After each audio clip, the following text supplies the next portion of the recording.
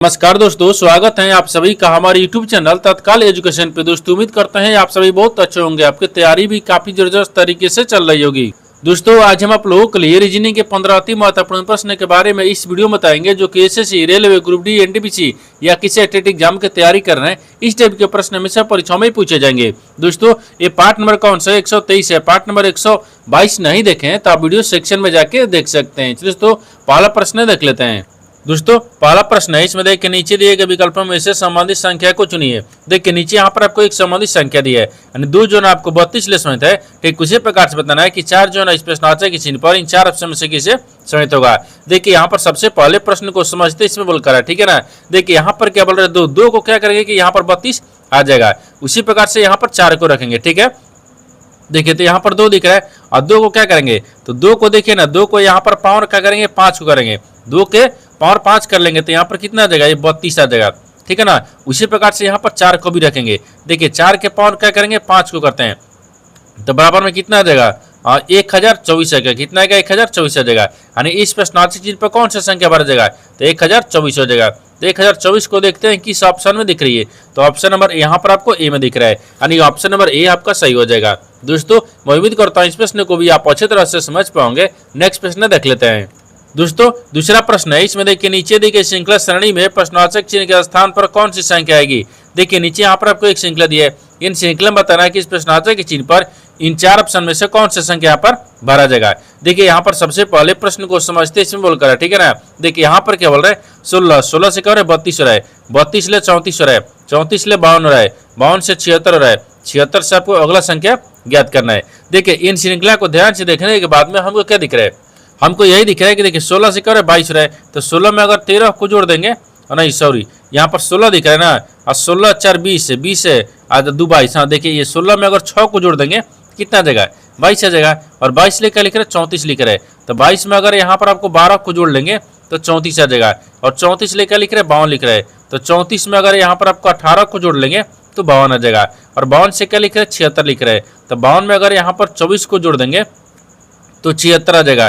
तो 76 में कौन सी संख्या जोड़ेंगे जो अगला संख्या ज्ञात होगा। उसे पहले एक बार नीचे देखिए 6 से क्या लिख रहे हैं 12 लिख रहे हैं, तो 6 में 6 को जोड़ेंगे 12 आ गया। 12 में से क्या लिख रहा है 18 लिख रहे हैं, तो 12 6 18 होता है, 6 को जोड़ देंगे। 18 से क्या लिख रहे हैं 24 लिख रहे हैं, 18 में भी 6 को जोड़ देंगे तो 24 आ जाएगा। तो 24 में भी क्या करना है 6 को जोड़ेंगे, जब 24 में 6 को जोड़ देंगे तो कितना आ जाएगा यहाँ पर आपको 30 आ जाएगा। कितना क्या 30 आ जाएगा। तो इसमें क्या करेंगे 76 में 30 को जोड़ेंगे तो 3 एक 6 एकम 6 हो जाएगा, 6 3 2 कितना क्या 106 आ जाएगा। कितना क्या 106 आ जाएगा। यानी इस प्रश्नावली चिन्ह पर कौन सा संख्या भरा जाएगा 106। तो 106 को देखते हैं किस ऑप्शन में दिख रही है, तो ऑप्शन नंबर यहाँ पर आपको ए में दिख रहा है, यानी ऑप्शन नंबर ए आपका सही हो जाएगा। दोस्तों मैं उम्मीद करता हूँ इस प्रश्न को भी आप अच्छी तरह से समझ पाओगे। नेक्स्ट प्रश्न देख लेते हैं। दोस्तों तीसरा प्रश्न है, इसमें देखिए उत्तर दिशा में अभिमुख 47 व्यक्तियों के एक पंक्ति में उमेश दाएं छोर से 15वें स्थान पर है। यदि केतन उमेश के बाएं 19वें स्थान पर है तो पंक्ति के बाएं छोर से केतन का स्थान कौन सा होगा। देखिए यहाँ पर सबसे पहले प्रश्न को समझते इसमें बोलकर है, ठीक है ना। देखिए यहाँ पर क्या बोल रहा है, ये बोल रहा है कि उत्तर दिशा में कितने 47 व्यक्तियों की एक पंक्ति है, ठीक है। अब उसमें बोल रहा है कि उमेश दाहिने छोर से कितने 15वें स्थान पर है। केतन और उमेश ले क्या है, उमेश के बाएं से क्या है ये 19वें स्थान पर है। तो पंक्ति के यानी बाएं छोर से केतन का स्थान बताना क्या है। पंक्ति के बाएं छोर से केतन का केवल एक आदमी का स्थान पूछा है, केतन का बाएं से पूछा है। देखिए तो इसमें लेके यहाँ पर क्या करिएगा, वीडियो को रोककर खुद अपने आप से बनाने का कोशिश करिएगा और 15 प्रश्न में से अपने कितने प्रश्न सही किए हैं वीडियो को लास्ट में कमेंट में जरूर बताइएगा। और इस चैनल पर पहली बार आए तो चैनल को सब्सक्राइब कर बेल आइकन घंटी को प्रेस जरूर कर लीजिए, क्योंकि सबसे पहले इस तरह क्लास आपको मिलता रहे। देखिए तो यहाँ पर सबसे पहले देखते हैं कि टोटल कितने व्यक्ति है 47 व्यक्ति है, ठीक है ना। 47 व्यक्ति हो गया। अब उसमें बोल रहा है कि देखिए उमेश दाएं छोर से 15वें स्थान पर है, तो यहाँ पर 15वें स्थान पर रखेंगे। आगे बोल रहा है कि यदि केतन और उमेश ले 19वें स्थान पर है, ये 19वें स्थान पर हो गया। अब इन दोनों का आपस में क्या करेंगे जोड़ लेंगे, ठीक है। अब बोल रहा है कि तो पंक्ति के अब बाएं छोर से एक केतन का स्थान क्या होगा, यानी कौन सा है। तो केतन का पूछेगा तो एक को जोड़ देते हैं। अब देखिए ये टोटल कितना दिख रहा है 47 दिख रहा है, माइनस यहाँ पर माइनस रहेगा। अब इन दोनों का आपस में जोड़ेंगे, इन दोनों का आपस में जब जोड़ लेंगे तो कितना आ जाएगा ये 34 आ गया, और 34 में एक जोड़ देंगे। अब देखिए इसको क्या करेंगे माइनस करेंगे, तो 7 में से 4 घटाएंगे 3 बचेगा, और 4 में से घटाएंगे 1 बचेगा। फिर इसमें क्या करेंगे, 1 को जोड़ देंगे, कितना आ गया, ये 14 आ गया। कितना गया, 14 आ गया। यानी बाएं छोर से केतन का स्थान कौन सा हो गया, 14 हो गया। तो 14 को देखते हैं किस ऑप्शन में दिख रही है, तो ऑप्शन नंबर यहाँ पर आपको डी में दिख रहा है, यानी ऑप्शन नंबर डी आपका सही हो जाएगा। दोस्तों मैं उम्मीद करता हूँ इस प्रश्न को भी आप अच्छी तरह से समझ पाओगे। नेक्स्ट प्रश्न देख लेते हैं। दोस्तों 4 नंबर प्रश्न है, इसमें देखिए किसी निश्चित कूट भाषा में यानी PEARL आपको 18723 है, और PAEYR को यहाँ पर लिख रहा है 82736 के रूप में कूटबद्ध किया जाता है। तो उसी भाषा में वाई के लिए कूट क्या होगा, आपको इसी को बताना है। देखिए यहाँ पर सबसे पहले प्रश्न को समझते हैं, इसमें बोलकर, ठीक है ना। देखिए यहाँ पर बोल रहा है कि किसी निश्चित कूट भाषा दी है, ठीक है, और जिसमें यहाँ पर PEARL को क्या लिख रहा है, 18723 लिख रहा है। उसी कूट भाषा में देखिए PAYER को क्या लिख रहा है, यानी 82736 लिख रहा है। उसी कूट भाषा में बताना है क्या है कि वाई को कैसे लिखा जाएगा, ठीक ना। देखिए तो यहाँ पर क्या लिख रहा है, अब P लिख रहा है, यहाँ पर E लिख रहा है, A लिख रहा है, R लिख रहा है, L लिख रहा है, और इनको क्या लिख रहा है, तो देखिए यहाँ पर आपको 18 लिख रहा है, 723 लिख रहा है। उसी कूट भाषा में देखिए यहाँ पर PAYE और R इनको भी क्या लिख रहा है, देखिए यहाँ पर आपको 82 लिख रहा है, 736 दिया है। देखिए जब इस तरह का लिखा जाएगा तो इसमें क्या करते हैं, ये आपको अक्षर दिख रहा है, इसमें दोनों में कॉमन मिलाइए, और ये संख्या दिख रहा है, इस दोनों में आपको कॉमन मिलाइए। जिसमें आपको कॉमन मिलेगा वही आपको आंसर होगा। जैसे देखिए यहाँ पर P से P मिल रहा है, ठीक है ना, और E से E मिल रहा है, R से R मिल रहा है, तो यहाँ पर आपको A दिख रहा है, A से A मिल रहा है, और यहाँ पर आपको Y बच गया, यहाँ पर आपको L बच गया, ठीक है। ये दोनों आपको कॉमन हो गया। अब इसमें देखिए, अब इस संख्या में देखते हैं, तो संख्या में देखिए यहाँ पर 8 दिख रहा है, 8 दिख रहा है, और 2 दिख रहा है, 2 दिख रहा है, 7 दिख रहा है, 7 दिख रहा है, 3 दिख रहा है, 3 दिख रहा है। इसमें देखिए कॉमन 1 हो गया, इसमें कॉमन क्या दिख रहा है, 6 दिख रहा है। तो y का कूट क्या हो जाएगा, 6 हो जाएगा। तो यहाँ पर y लिखेंगे, y बराबर क्या होगा, 6 हो जाएगा। तो 6 को देखते हैं किस ऑप्शन में दिख रही है, तो ऑप्शन नंबर किस में दिख रहा है, अच्छे ऑप्शन नंबर ए में दिख रहा है, यानी ऑप्शन नंबर ए आपका सही हो जाएगा। दोस्तों मैं उम्मीद करता हूँ इस प्रश्न को भी आप अच्छी तरह से समझ पाओगे। नेक्स्ट प्रश्न देख लेते हैं। दोस्तों 5वां प्रश्न है, इसमें देखिए नीचे दी गई आकृति में अब प्रश्नवाचक चिन्ह के स्थान पर कौन सा संख्या आएगा। देखिए यहाँ पर आपको नीचे एक आकृति दिया है, इन आकृति में बताना है कि इस प्रश्नवाचक के चिन्ह पर इन 4 ऑप्शन में से कौन सा संख्या यहाँ पर भरा जाएगा। देखिए तो यहाँ पर सबसे पहले प्रश्न को समझते इसमें बोलकर आए, ठीक ना। यहाँ पर क्या बोल रहे हैं, तो देखिए इस तरह के आकृति या इस तरह के जो प्रश्न दिए रहेगा ना, इसमें क्या करते हैं, या तो रो में ज्ञात करेंगे, या तो कॉलम में ज्ञात करते हैं, या तो आपको जिधर बड़ी संख्या दिए रहता है उधर भी ज्ञात करते हैं। तो इस आकृति को ध्यान से देखने के बाद में क्या दिख रहा है, देखिए अगर इधर चलेंगे तो भी आपको बड़ी संख्या नहीं है, इधर चलेंगे तो बड़ी संख्या दिख रही है, यानी 7 और 4 कितना हो गया, 11 हो गया है। लेकिन यहाँ तो 13 आ रहा है, अगर मान लीजिए 11 हो गया, 11 में अगर 2 को जोड़ देते हैं तो 13 गया। उसी प्रकार से 7 5 कितना गया, 12 गया। अब 12 में 1 जोड़ेंगे, 2 जोड़ेंगे तो 13 आना चाहिए, नहीं हो रहा है, ठीक है ना। तो इसमें क्या करेंगे, देखिए अगर रो में भी नहीं हो रहा है, कॉलम में भी नहीं हो रहा है, तो इसमें थोड़ा सा लॉजिक लगाएंगे। देखिए इसमें लॉजिक कैसे लगाते हैं, यहाँ पर ध्यान से देखिए, ये क्या दिख रहा है, 4 दिख रहा है, ठीक है ना। जैसे 4 हो गया तो यहाँ से लिख लेना, देखिए 4 दिख रहा है। अगर 4 का क्या करते हैं, स्क्वायर करेंगे तो कितना आ गया, 16 आ गया। और 16 किन संख्याओं से मिलकर बन रहा है, 1 + 6 बन रहा है। इनको जोड़ेंगे तो कितना आ गया, 7 आ गया। देखिए इनको सोल्व करने के बाद में यहाँ पर 7 आ गया, ठीक है। अब उसी प्रकार से देखिए यहाँ पर आपको 5 दिख रहा है, तो 5 रखेंगे, 5 का स्क्वायर करेंगे, यहाँ पर कितना आ गया, 25 आ गया। अब 25 आ गया। अब 25 किन संख्याओं से मिलकर बन रहा है, देखिए 2 बन रहा है, और प्लस में 5 करेंगे तो कितना आ गया, 7 आ गया। देखिए ये भी 7 आ गया है, ठीक है ना। अब उसी प्रकार से अगर मान लीजिए यहाँ पर रखते हैं, 6 को रखते हैं, 6 का स्क्वायर करेंगे तो 6 के 36 हो गया है, ठीक है। और 36 किन संख्याओं से मिलकर बन रहा है, तो 3 और प्लस 6 कितना आ गया, 9 आ गया। देखिए यहाँ पर आपको 9 आ गया, ये 6 से 9 आ गया, यानी इसका मतलब कि देखिए इन सब का सोल्व किया है तो ये सब ज्ञात हो रहा है, ठीक है। अब इन सब का सोल्व करेंगे तो इसको ज्ञात करना होगा। जैसे देखिए यहाँ पर आपको क्या दिख रहा है, 7 दिख रहा है, 7 का स्क्वायर कर देंगे तो 7 है 49 होता है। और 49 किन संख्याओं से मिलकर बन रहा है, तो 4 है, और प्लस में यहाँ पर 9 करेंगे तो कितना आ गया, 9 4 13 आ गया है। देखिए यहाँ पर आपको 13 दिया हुआ है। उसी प्रकार से फिर यहाँ पर आपको क्या दिख रहा है, 7 दिख रहा है, 7 का स्क्वायर करेंगे और तो 49 आ गया। और फिर 49 किन संख्याओं से मिलकर बन रहा है, 4 और 9 बन रहा है, ये भी आपको 13 आ गया है, ठीक है। और उसी प्रकार से यहाँ पर क्या दिख रहा है, 9 दिख रहा है, तो यहाँ पर 9 का क्या करेंगे, स्क्वायर करेंगे तो 9 81 हो गया। और 81 किन संख्याओं से मिलकर बन रहा है? हाँ तो देखिए 1 हो गया, सॉरी पहले 8 को रख लेते हैं, 8 रख लेंगे, फिर प्लस 1 को रखेंगे, इनको जोड़ेंगे तो 9 आ गया। कितना आ गया? 9 आ जाएगा। बराबर में यहाँ रखते हैं, ठीक है। तो इसे यहाँ पर 9 आ गया है। देखिए तो इस प्रश्नार्थक चिन्ह पर कौन सा संख्या भरा जाएगा? 9 भरा जाएगा। तो 9 को देखते हैं किस ऑप्शन में दिख रही है, तो ऑप्शन नंबर बी में दिख रहा है, यानी ऑप्शन नंबर बी आपका सही हो जाएगा। दोस्तों मैं उम्मीद करता हूँ इस प्रश्न को भी आप अच्छी तरह से समझ पाओगे। नेक्स्ट प्रश्न देख लेते हैं। दोस्तों 6वां प्रश्न है, इसमें देखिए दी गई आकृति, दी गई श्रृंखला को देखिए और नीचे दिए गए प्रश्न का उत्तर दीजिए। बोल रहा है कि गिनती केवल बाएं से दाएं करनी है। देखिए यहाँ पर आपको एक श्रृंखला दी है, इन श्रृंखला में आपको बताना है क्या है, और सवाल देखिए यहाँ से पूछा है। ये बोल रहा है कि ऐसे कितनी सम संख्याएं जिनमें से प्रत्येक के ठीक पहले एक विषम संख्या और ठीक बाद एक असम संख्या आती है। देखिए यहाँ पर सबसे पहले प्रश्न को समझते इसमें बोलकर है, ठीक है ना। यहाँ पर क्या बोल रहा है कि दी गई श्रृंखला, दी गई और श्रृंखला को देखिए और नीचे दिए गए प्रश्न का उत्तर दीजिए। बोल रहा है कि गिनती केवल बाएं से दाएं करनी है, ठीक है। अब देखिए यहाँ पर आपको एक श्रृंखला दे दिया है, इन श्रृंखला में आपको बताना क्या है, सवाल देखिए ना यहाँ से पूछा है। ये बोल रहा है कैसे कितनी सम संख्या है, तो यहाँ पर आपको सम संख्या को रखेंगे, ठीक है। और सम संख्या दिख रहा है, ठीक है ना, सम संख्या हो गया। ऐसी कितनी सम संख्या है जिनमें से प्रत्येक के ठीक पहले एक विषम संख्या है, जिनमें से पहले क्या दिख रहा है, एक विषम संख्या दिख रहा है। यहाँ पर विषम, ठीक है ना, संख्या को रखेंगे, ठीक है, विषम संख्या है, विषम संख्या है। और बोल रहा है विषम संख्या है और ठीक बाद एक सम संख्या आती है, बाद में क्या आती है, एक सम संख्या आती है, ठीक है ना।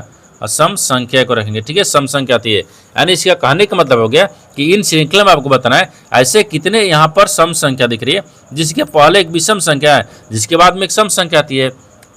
देखिए तो यहाँ पर आपको देखते हैं, देखिए यहाँ पर आपको सबसे पहले सम संख्या को ढूंढते हैं। ये सम संख्या दिख रहा है, इसके बाद में विषम संख्या है, इसके पहले क्या दिख रहा है, विषम संख्या एक दिख रहा है, ठीक है। अगर उसी प्रकार से देखिए ना, हाँ यहाँ पर देखिए सम संख्या दिख रहा है, इसके पहले विषम संख्या, इसके बाद सम संख्या, 2 को दिख गया है, ठीक है। यहाँ पर सम संख्या दिख रहा है, फिर विषम संख्या, फिर यहाँ पर सम संख्या, हाँ देखिए 3 आ गया है, 3 को दिख रहा है और दिख रहा है। तो यहाँ पर देखिए सम संख्या दिख रहा है, इसके पहले तो विषम संख्या, बाद में विषम संख्या नहीं हो रहा है, ठीक है। यानी 3 को दिख रहा है, यानी इन श्रृंखला में ऐसे 3 आकी क्या दिख रहा है, 3 सम संख्या ऐसी है जिसके पहले विषम संख्या, जिसके बाद में सम संख्या है। तो यहाँ पर देखते हैं 3 को आ गए, तो 3 देखते हैं किस ऑप्शन में दिख रहे हैं, तो ऑप्शन नंबर बी में दिख रहा है। ऑप्शन नंबर बी आपका सही हो जाएगा। दोस्तों मैं उम्मीद करता हूँ इस प्रश्न को भी आप अच्छी तरह से समझ पाओगे। नेक्स्ट प्रश्न देख लेते हैं। दोस्तों 7वां प्रश्न है, इसमें देखिए नीचे दिए गए प्रश्न है, नीचे दिए गए विकल्पों में से संबंधित शब्द को चुनिए। देखिए नीचे यहाँ पर आपको एक संबंधित शब्द दिया है, यानी चिकित्सक जो है ना आपको रोगी से समझता है, ठीक उसी प्रकार से बताना है कि शिक्षक जो है ना इस प्रश्नार्थक चिन्ह पर इन 4 ऑप्शन में से किसे समझते होगा। देखिए यहाँ पर सबसे पहले प्रश्न को समझते इसमें बोलकर है, ठीक है ना। यहाँ पर क्या बोल रहा है, और देखिए ये रोगी जो है ना आपको चिकित्सक के पास जाता है, यानी रोगी जो है वो चिकित्सक के पास जाता है। वहाँ पर उसी प्रकार से यहाँ पर कौन सा शब्द रखेंगे जिसका शिक्षक से संबंधित है। जैसे देखिए रोगी जो है ना चिकित्सक का इलाज के लिए जाता है, जैसे यहाँ पर क्या लिखते हैं, इलाज हो गया ना, देखिए इलाज, ठीक है, इलाज के लिए, ठीक है, लिए और जाता है। देखिए जिस प्रकार से रोगी जो है वो इलाज के लिए चिकित्सक के पास जाता है, उसी प्रकार से यहाँ पर कौन सा शब्द रखेंगे जिसके, ठीक उसी प्रकार से जिसका यानी पर शिक्षा रखेंगे, यानी शिक्षक के लिए जाता है। तो यहाँ पर क्या हो जाएगा, ये शिक्षक के लिए कौन जाता है, तो विद्यार्थी जाता है, ठीक है ना। ये कौन जाता है, तो विद्यार्थी हो जाएगा। यहाँ पर क्या दिख रहा है, ये विद्यार्थी हो गया। देखिए जिस प्रकार से यहाँ पर आपको रोगी जो है वो शिक्षक, जो रोगी है वो इलाज के लिए चिकित्सक के पास जाता है, उसी प्रकार से विद्यार्थी जो है ना वो शिक्षक के लिए कहाँ जाता है, शिक्षक के पास जाता है। तो इस प्रश्नवाचक चिन्ह पर कौन सा शब्द बदल जाएगा, विद्यार्थी हो जाएगा। तो विद्यार्थी को देखते हैं किस ऑप्शन में दिख रही है, तो ऑप्शन नंबर यहाँ पर आपको डी में दिख रहा है, यानी ऑप्शन नंबर डी आपका सही हो जाएगा। दोस्तों मैं उम्मीद करता हूँ इस प्रश्न को भी आप अच्छी तरह से समझ पाओगे। नेक्स्ट प्रश्न देख लेते हैं। दोस्तों 8वां प्रश्न है, इसमें देखिए ए बी सी डी ई और एफ एक गोल मेज पर तो उस केंद्र की ओर अभिमुख होकर बैठे हुए हैं, यानी बी ई के बाईं ओर से दूसरे स्थान पर बैठा है, यानी डी बी का निकटतम पड़ोसी है, यानी ए बी के ठीक बाईं ओर पड़ोस में बैठा है, यानी सी ई के दाईं ओर दूसरे स्थान पर बैठा है, यानी एफ सी के ठीक बाईं ओर पड़ोस में बैठा है। तो एफ के सापेक्ष एक का स्थान क्या है आपको इसी को बताना है। देखिए यहाँ पर सबसे पहले प्रश्न को समझते इसमें बोलकर है, ठीक है ना। देखिए यहाँ पर क्या बोल रहा है, ये बोल रहा है कि A B C D E F एक गोल मेज पर जो केंद्र की ओर अभिमुख होकर बैठे हुए हैं। कितने व्यक्ति दिया है? देखिए 2 2 4 2 6 को दिया है, तो यहाँ पर 6 लोगों को बैठाते हैं। देखिए 1 हो गया और इधर 1 हो गया, ठीक है। इसमें फिर क्या देखते हैं? 2 हो गया, 3 हो गया, 4 हो गया, 5 हो गया, ये 6 हो गया, ठीक है। केंद्र की तरफ मुंह करके बैठे हुए हैं, बोल रहा है कि केंद्र की अभिमुख होकर बैठे हुए हैं। बी ई के बाएं से दूसरे स्थान पर बैठा है। जो बी है तो मानते हैं यहाँ पर बी रखते हैं। बी जो है ना बी, ई के बाएं दूसरे स्थान पर, तो ई के बाएं, तो ई को यहाँ पर रखते हैं। ई के बाएं से दूसरे स्थान पर है, ठीक है। बोल रहा है कि डी बी का निकटतम पड़ोसी है, लेकिन जो बी है ना डी, वो बी का निकटतम पड़ोसी है, तो बी का निकटतम पड़ोसी कौन हो गया? डी हो गया, ठीक है। आगे बोल रहा है कि ए बी के ठीक बाईं ओर पड़ोस में बैठा है, लेकिन ए जो है ना ए, वो बी के बाईं ओर पड़ोस में बैठा है, तो बी को ए को यहाँ पर रखते हैं जिसके बाईं ओर पड़ोस में ए बैठा है, ठीक है। आगे बोल रहा है कि सी ई के दाईं ओर से दूसरे स्थान पर बैठा है, लेकिन सी जो है ना ई के दाहिनी ओर से दूसरे स्थान पर, तो ई के दाहिनी ओर से दूसरे स्थान पर कौन बैठा है? सी बैठा है, ठीक है। आगे बोल रहा है कि एफ सी के दाईं, एफ जो है एफ और सी के, ठीक है ना, सी के ठीक बाईं ओर पड़ोस में बैठा है। सी के ठीक बाईं ओर पड़ोस में कौन बैठा है? तो एफ बैठा है, एफ को यहाँ पर रख लेंगे, ठीक है। तो आगे बोल रहा है कि एफ के सापेक्ष ए का स्थान क्या है, यानी ए के सापेक्ष ए का स्थान। मान लीजिए यहाँ पर ए दिख रहा है, जैसे एफ दिख रहा है ना, तो एफ रखते हैं। एफ का सापेक्ष ए का स्थान क्या है? तो एफ के दाहिने दिख रहा है दूसरे स्थान पर। एफ के दाहिने क्या दिख रहा है? दूसरे स्थान पर, तो एफ के दाहिने ओर स्थान, ठीक है, दूसरे स्थान पर। तो यहाँ पर क्या दिख रहा है? हाँ, दाएं से दूसरे स्थान पर, तो दाएं से दूसरा स्थान तो आप क्या दिख रहा है? यहाँ पर आपको ए में दिख रहा है, यानी ये आपको सही हो जाएगा। दोस्तों मैं उम्मीद करता हूँ इस प्रश्न को भी आप अच्छी तरह से समझ पाओगे। नेक्स्ट प्रश्न देख लेते हैं। दोस्तों 9वां प्रश्न है, इसमें देखिए उस वेनारे का चयन करें जो दिए गए वर्गों के बीच संबंध को श्रोताओं रूप से दर्शाता है। देखिए नीचे यहाँ पर आपको 3 शब्द दिया है, इन तीनों शब्द को बताना कि आपस में कैसे संबंधित है और इन 4 वेन डायग्राम में से कौन सा वेन डायग्राम बनेगा। देखिए यहाँ पर सबसे पहले प्रश्न को समझते इसमें बोलकर, ठीक है ना। देखिए यहाँ पर क्या बोल रहे हैं? ये फर्श दिया है, प्लास्टिक दिया है, ताला दिया है। इन तीनों शब्दों से सबसे कॉमन क्या दिख रहा है? तो मानते हैं सबसे कॉमन हमको फर्श दिख रहा है। यहाँ पर आपको अब फर्श को रख लेते हैं, ठीक है। फर्श हो गया। क्या फर्श आपको प्लास्टिक का होता है? नहीं। फर्श क्या तला होता है? नहीं, यहाँ पर आपको नहीं होता है। तो इसका वेन डायग्राम क्या बनेगा? अलग अलग बन जाएगा। जैसे ये हो गया, फिर यहाँ पर आपको प्लास्टिक दिख जाएगा, यानी प्लास्टिक, ठीक है ना, ये प्लास्टिक दिख रहा है। फिर यहाँ पर क्या बन जाएगा? ये ताला बन गया है, ठीक है, ताला बन जाएगा। यानी तीनों का वेन डायग्राम अलग अलग बनेगा, तीनों आपस में किसी प्रकार से संबंधित नहीं दिख रही है। यानी इस तरह का वेन डायग्राम देखते हैं किस ऑप्शन में दिख रही है, तो ऑप्शन नंबर यहाँ पर आपको ए में दिख रहा है, यानी ऑप्शन नंबर ए आपका सही हो जाएगा। दोस्तों मैं उम्मीद करता हूँ इस प्रश्न को भी आप अच्छी तरह से समझ पाओगे। नेक्स्ट प्रश्न देख लेते हैं। दोस्तों 10वां प्रश्न है, इसमें देखिए समीप, देखिए असीम दिया, असीम बिंदु ए से चलना प्रारंभ करता है और पश्चिम की ओर 60 किलोमीटर ड्राइव करता है। फिर वह दाएं मुड़ता है और 55 किलोमीटर ड्राइव करता है। दाएं मुड़ता है और 64 किलोमीटर ड्राइव करता है। फिर वह दाएं मुड़ता है और 71 किलोमीटर ड्राइव करता है। वह अंत में दाएं मुड़ता है और 4 किलोमीटर ड्राइव करता है। बिंदु पी पर रुक जाता है। तो बिंदु ए पर दोबारा पहुंचने के लिए उसे कितनी दूरी और किस दिशा में ड्राइव करना चाहिए। देखिए यहाँ पर सबसे पहले प्रश्न को समझते इसमें बोल कर, ठीक है ना। देखिए यहाँ पर क्या बोल रहे हैं? ये बोल रहा है कि एक असीम है, ठीक है, यहाँ पर दिख रहा है ना, एक असीम है, वो बिंदु ए से चलना प्रारंभ करता है। उससे पहले क्या करेंगे? एक डायग्राम को बनाते हैं। जिससे देखिए यहाँ पर आपको ये पूर्व होता है, ठीक है, यहाँ पर पश्चिम होता है, ऊपर में उत्तर होता है, नीचे दक्षिण होता है, ठीक है। अब दिख रहा है कि बिंदु ए से चलना प्रारंभ करता है, तो मानते हैं ए से चलना प्रारंभ करता है, तो यहाँ पर आपको ए को रख लेते हैं, ठीक है ना। यहाँ से चलना प्रारंभ करता है, ठीक है, यहाँ से चलना प्रारंभ करता है। अब बोल रहा है कि देखिए वो पश्चिम की ओर 60 किलोमीटर ड्राइव करता है, तो मान लीजिए इधर से चलेंगे पश्चिम की तरफ 60 किलोमीटर हो गया, ठीक है। आगे बोल रहा है कि फिर वह दाएं मुड़ता है और 55 किलोमीटर ड्राइव करता है। फिर वो दाहिने मुड़ता है और 55 किलोमीटर ड्राइव करते हैं। फिर 55 किलोमीटर ड्राइव करता है, दाहिने मुड़ता है। आगे बोल रहा है और दाएं मुड़ता है और 64 किलोमीटर ड्राइव करता है। फिर दाहिने मुड़ते हैं और 64 किलोमीटर ड्राइव करता है। ये 64 थोड़ा सा बड़ा करते हैं, ठीक है ना, 64 किलोमीटर हो गया है, ठीक है। आगे देखिए, आगे बोल रहा है कि फिर वह दाएं मुड़ता है और 71 किलोमीटर ड्राइव करता है।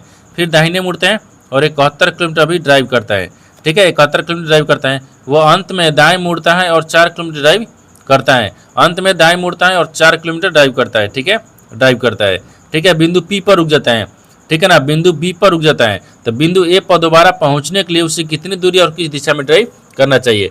यानी कि पी से ए पर जाने के लिए उसे कितनी दूरी और किस दिशा में जाना चाहिए। तो नीचे से ऊपर की तरफ जा रहा है, ये उत्तर हो गया है। ठीक है, तो उत्तर किस ऑप्शन में दिख रहा है, तो केवल 2 में दिख रहा है, इसमें नहीं दिख रहा है, इसमें नहीं दिख रहा है। ठीक है, यानी उत्तर दिशा हो गया। अब कितने किलोमीटर, तो ये टोटल कितना दिख रहा है, 71 हो गया है। ये टोटल कितना है, 55 है। तो देखिए 71 में से क्या करेंगे, 55 को माइनस कर लेंगे, तो कितना बचेगा, 6 5 11, 6 हो गया। आई बचा 6, 6 में से घटाएंगे 5, 16 गया। ठीक है ना, यानी 16 किलोमीटर कितना हो जाएगा, इसका कितना है, 16 किलोमीटर एक आपको उत्तर की तरफ। तो 16 किलोमीटर उत्तर किस ऑप्शन में दिया है, ऑप्शन नंबर डी में दिया है, यानी ऑप्शन नंबर डी आपका सही हो जाएगा। दोस्तों मैं उम्मीद करता हूँ इस प्रश्न को भी आप अच्छी तरह से समझ पाओगे। नेक्स्ट प्रश्न देख लेते हैं। दोस्तों 11वां प्रश्न है, इसमें देखिए यदि प्लस और माइनस को परस्पर बदल दिया जाए तथा गुना और भागा को परस्पर बदल दिया जाए तो निम्नलिखित समीकरण में प्रश्न चिन्ह के स्थान पर क्या आएगा। देखिए यहाँ पर आपको एक समीकरण दिया है, इन समीकरणों को आपको बताना है क्या है, 2 चिन्ह को आपस में बदलना होगा। 2 चिन्ह को बदलने के बाद में समीकरणों को सही बनाना है। तो सबसे पहले क्या करते हैं, समीकरणों को चिन्ह को बदलते हैं। ठीक है, देखिए ये बोल रहा है कि यदि प्लस का अर्थ प्लस और माइनस का परस्पर बदल दिया जाए, यानी प्लस की जगह पर माइनस को रखते हैं और माइनस की जगह पर प्लस को रखते हैं। आगे बोल रहा है कि गुना और भागा को परस्पर बदल दिया जाए, यानी गुना की जगह पर क्या रखते हैं, भागा को। ठीक है ना, और भाग की जगह पर क्या रखते हैं, गुना को रखते हैं। अब चिन्ह को बदल दिए। अब बोल रहा है कि निम्नलिखित समीकरण में प्रश्न चिन्ह के स्थान पर क्या आएगा। अब बताना कि इस प्रश्नाचक चिन्ह पर इन 4 ऑप्शन से कौन सी संख्या भरा जाएगा। ठीक है, देखिए तो यहाँ पर सबसे पहले चिन्ह तो बदल दिए, अब समीकरण को सोल्व करेंगे। यहाँ पर आपको क्या लिख रहा है, 32 लिख रहा है, माइनस और 34 लिख रहा है, फिर प्लस में 35 लिख रहा है, फिर भागा क्या दिए, 5 दिए, फिर गुने 22 दिख रहा है, बराबर प्रश्नार्थक चिन्ह। 7 5 35 होता है, 5 में काट दिए। अगर इसको माइनस करेंगे तो कितना आ जाएगा, माइनस माइनस 2 आ गया। ठीक है, माइनस में 2 आ गया। ठीक है ना, आप फिर इसको अगर 7 5 35, हाँ अगर क्या करते हैं जोड़ेंगे, इसको क्या करते हैं, देखिए 7 दूनी के 14 के 4 हाथ में लेक, 7 दूनी के 14 1 15, 154 आ गया। अब 154 में से क्या करते हैं, ये प्लस के चिन्ह है ना, प्लस हो गया। अब ये माइनस दिख रहा है, तो माइनस क्या करते हैं, घटाते हैं, ये बराबर प्रश्नार्थक चिन्ह। अब देखिए 54 में से क्या करते हैं, हाँ यहाँ पर आपको 54 दिख रहा है ना, तो 54 में से माइनस यहाँ पर 2 घटा लेंगे, कितना गया, ये 52 आ जाएगा, यानी 152 आ गया। यानी इस प्रश्नार्थक चिन्ह पर कौन सा संख्या भरा जाएगा, 152 हो जाएगा। तो 152 को देखते हैं किस ऑप्शन में दिख रही है, तो ऑप्शन नंबर यहाँ पर आपको ए में दिख रहा है, यानी ऑप्शन नंबर ए आपका सही हो जाएगा। दोस्तों मैं उम्मीद करता हूँ इस प्रश्न को भी आप अच्छी तरह से समझ पाओगे। नेक्स्ट प्रश्न देख लेते हैं। दोस्तों 12वां प्रश्न है, इसमें देखिए कथनों को पढ़े और दिए गए विकल्पों में से निष्कर्ष को चुने। देखिए नीचे यहाँ पर आपको एक कथन दिए, निष्कर्ष दिया है। कथन के आधार पर डायग्राम को बनाते हैं, निष्कर्ष के आधार पर प्रश्न को सोल्व करते हैं। तो यहाँ पर सबसे पहले ध्यान से देखते हैं कथन बोल कर है। ठीक है ना, यहाँ पर कथन बोल रहा है कि सभी बोतल कप है, तो सभी जो बोतल है ना वो क्या है, कप है। तो यहाँ पर आपको बोतल में रखते हैं। ठीक है ना, बोतल हो गया, सभी बोतल क्या दिख रहा है, ये सभी बोतल क्या है, एक कप है। ठीक है, तो सभी बोतल को यहाँ पर कप में रखते हैं, एक कप दिख रहा है। ठीक है ना, कप हो गया। आगे बोल रहा है, देखिए सभी बोतल क्या है, कप है। अब बोल रहा है सभी बोतल गिलास है, सभी लेकिन बोतल क्या दिख रहा है, गिलास में दिख रहा है, तो यहाँ पर आपको गिलास में रखते हैं। ठीक है ना, गिलास हो गया। ठीक है, गिलास, ठीक है ना, गिलास हो गया। आगे बोल रहा है कि देखिए कुछ है, कुछ गिलास क्या है, यानी चायदानी है, तो कुछ जो गिलास है ना वो चायदानी है। कुछ गिलास क्या दिख रहा है, चायदानी है, तो कुछ गिलास, तो यहाँ पर कुछ गिलास को चायदानी में रखते हैं। ठीक है ना, यानी चायदानी हो गया। ठीक है, चायदानी है। ये तो कथन बोल रहा है, कथन के आधार पर डायग्राम को बना दिए, लेकिन निष्कर्ष क्या बोल रहा है, इसके आधार पर ही प्रश्न को सोल्व करेंगे। ठीक है ना, देखिए निष्कर्ष क्या बोल रहा है, पहला बोल रहा है कि कुछ चायदानी बोतलें हैं, तो कुछ जो चायदानी है ना, देखिए ये चायदानी दिख रहा है, क्या कुछ चायदानी बोतल दिख रहा है, नहीं दिख रहा है, ये गलत बोल रहा है। ठीक है ना, ये गलत बोल रहा है। दूसरा देखिए, दूसरा बोल रहा है कि कुछ गिलास कप है, जो कुछ गिलास है ना, गिलास वो कप है, तो कुछ गिलास, देखिए यहाँ पर आपको क्या दिख रहा है, एक गिलास दिख रहा है, एक गिलास दिख रहा है। कुछ गिलास क्या दिख रहा है, एक कप है, तो हाँ कुछ गिलास तो कप यहाँ पर दिख रहा है, ये आपको सही बोल रहा है। दूसरा क्या बोल रहा है, सही बोल रहा है। जब दूसरा आपको सही बोल रहा है, यानी इसका मतलब कि क्या दिख रहा है, यानी दूसरा सही हो रहा है। तो दूसरा में किस ऑप्शन दिया था, केवल निष्कर्ष 2 नहीं, एक दिख रहा है, यानी 2 होना चाहिए। केवल निष्कर्ष 2 अनुसरण करता है, तो ऑप्शन नंबर सी में दिख रहा है, ऑप्शन नंबर सी आपका सही हो जाएगा। दोस्तों मैं उम्मीद करता हूँ इस प्रश्न को भी आप अच्छी तरह से समझ पाओगे। नेक्स्ट प्रश्न देख लेते हैं। दोस्तों 13वां प्रश्न है, इसमें देखिए उस सेट का चयन करें जिसमें संख्याएं उसी तरह संबंधित है जैसे कि निम्नलिखित सेटों की संख्याएं संबंधित है। देखिए यहाँ पर सबसे पहले प्रश्न को समझते इसमें बोलकर है, ठीक है ना। देखिए यहाँ पर क्या बोल रहा है, ये दो आपको सेट दिए, इन दोनों सेट आपस में जिस प्रकार से संबंधित है उसी प्रकार से बताना है इन चार ऑप्शन में से कौन सा एक सेट है इन दोनों के जैसा आपको संबंधित दिख रही है, ठीक है ना। देखिए यहाँ पर सबसे पहले क्या करेंगे, 19 दिया है, 2 दिया और 21 दिया है, ये कैसे दिख रहा है। देखिए अगर मान लीजिए यहाँ पर 19 दिख रहा है, 19 में 2 को जोड़ देते हैं, यहाँ पर कितना गया, 21 आ गया। उसी प्रकार से देखिए ना, यहाँ पर 14 दिख रहा है, 14 में 6 को जोड़ देंगे तो यहाँ पर 20 आ गया। देखिए ये 21 दिख रहा है, 20 दिख रहा है। उसी प्रकार से क्या करेंगे, इन चार समस्या देखेंगे। अब 15 4 कितना था, यहाँ पर 19 आ गया, ये नहीं हो रहा है, ठीक है। और 19 से 10 जोड़ेंगे तो 29 आ जाएगा, ऑप्शन नंबर बी सही आ जाएगा, क्योंकि बी हाँ ठीक है। 19 हो गया और 10 को जोड़ देंगे, कितना गया, 29 आ जाएगा। यानी ऑप्शन नंबर बी जो है ना इन दोनों के जैसे आपको समझ दिख रही है, यानी ऑप्शन नंबर बी आपका सही हो जाएगा। दोस्तों मैं उम्मीद करता हूँ इस प्रश्न को भी आप अच्छे तरह से समझ पाओगे। नेक्स्ट प्रश्न देख लेते हैं। दोस्तों 14वां प्रश्न है, इसमें देखिए एक संख्या जब यानी 22 पूर्णांक 1/2% घटती हैं तो यहाँ पर 217 हो जाती हैं, तो संख्या ज्ञात कीजिए। देखिए यहाँ पर सबसे पहले प्रश्न को समझते इसमें बोलकर है, ठीक है ना। देखिए यहाँ पर क्या बोल रहा है, ये बोल रहा है कि एक संख्या जब यहाँ पर 22 पूर्णांक 1/2 घटती है, ठीक है, तो 217 हो जाती है, घटती है तो 217 हो जाती है, तो संख्या ज्ञात कीजिए, यानी संख्या ज्ञात करना है, ठीक है ना। देखिए तो संख्या इसको ज्ञात करने के लिए क्या दिख रहा है, 207 22। हाँ देखिए मान लीजिए एक संख्या रखते हैं, 100 हो गया, फिर गुना क्या रखेंगे 100%, तो 100% में ही इसको माइनस करेंगे 22, ठीक है, 1/2 पूर्णांक 1% हो गया। अब बराबर में कितना दिख रहा है, 217 दिख रहा है। अब देखिए x बराबर रखेंगे, अब इसको माइनस करेंगे, जब माइनस करेंगे तो यहाँ पर 77 हो जाएगा, 1/2% आ गया, बराबर में 217 हो गया, ठीक है। अब x बराबर रखेंगे, ठीक है ना, x बराबर कितना आ जाएगा, तो 217 दिख रहा है, गुना मान लीजिए 100 दिख रहा है, क्योंकि परसेंटेज हटाएंगे तो 100 हो जाएगा, फिर 2 दिख रहा है, अब आटा में कितना दिखेगा 100, ये 55 आ गया है, ठीक है ना। अब इसको सोल्व करेंगे, जब इसको सोल्व करेंगे तो 280 आ जाएगा, कितना है क्या 280 का है। तो आपसे वही पूछा है कि वह संख्या, तो संख्या ज्ञात कीजिए, तो संख्या 280 है, तो 280 को देखते हैं किस ऑप्शन में दिख रही है, तो ऑप्शन नंबर यहाँ पर आपको सी में दिख रहा है, यानी ऑप्शन नंबर सी आपका सही हो जाएगा। दोस्तों मैं उम्मीद करता हूँ इस प्रश्न को भी आप अच्छे तरह से समझ पाओगे। नेक्स्ट प्रश्न देख लेते हैं। दोस्तों ये 15 प्रश्न है, इसमें देखिए वह सबसे बड़ी संख्या कौन सी है जिसमें 63, 77 और 98 को विभाजित किए जाने पर क्रमशः 3, 5, 2 यानी शेष बचते हैं। देखिए यहाँ पर सबसे पहले प्रश्न को समझते इसमें बोल कर, ठीक है ना। यहाँ पर क्या बोल रहा है, ये बोल रहा है कि वह सबसे बड़ी संख्या कौन सी है, वह सबसे बड़ी संख्या कौन सी है जिसमें 63, 77 और 98 को विभाजित किए जाने पर क्रमशः यहाँ पर 3, 5, 2 और शेष बचता है। यानी 73, 77, 98 को किस संख्या से विभाजित करेंगे जो कि इतना शेष बचना चाहिए। देखिए तो उसके लिए क्या करता है ना, इसके सबसे पहले संख्या कितना दिया है, यहाँ पर 63 दिया है, 63 में से 3 घटा लेते हैं, क्योंकि शेष घटाते हैं, घटा लेंगे, शेष घटा लेंगे तो कितना बचेगा, और यहाँ पर आपको क्या दिख रहा है 60 दिख जाएगा, ठीक है, 60 हो गया। अब उसी प्रकार से यहाँ पर देखिए फिर क्या दिख रहा है 77 दिख रहा है, 77 में से -5 करेंगे, कितना बचेगा 72 आ गया। ठीक उसी प्रकार से यहाँ पर फिर 98 दिख रहा है, 98 में से -2 करेंगे तो यहाँ पर आपको 96 आ जाएगा, ठीक है ना। इन सबको माइनस कर दिए, ठीक है, इन सबको माइनस कर दिए। अब बोल रहा है कि इन सब का मौसा निकालेंगे, ठीक है ना। देखिए 60 हो गया, 72 हो गया और 96 का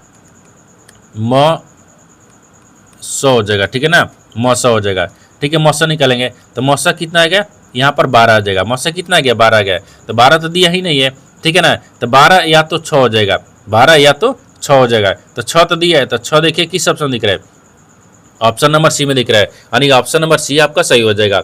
दोस्तों मैं उम्मीद करता हूँ इस प्रश्न को भी आप अच्छी तरह से समझ पाओगे। नेक्स्ट वीडियो में मिलते हैं, तब तक जय हिंद। दोस्तों इस चैनल पर पहली बार आए हैं तो चैनल को सब्सक्राइब कर बेल आइकन घंटी को प्रेस जरूर कर लीजिए, क्योंकि सबसे पहले इस तरह क्लास आपको मिलता रहे। और इन सारे प्रश्न का PDF आपको टेलीग्राम पर मिल जाएगा, जो कि इस वीडियो का डिस्क्रिप्शन में लिंक दिया गया है।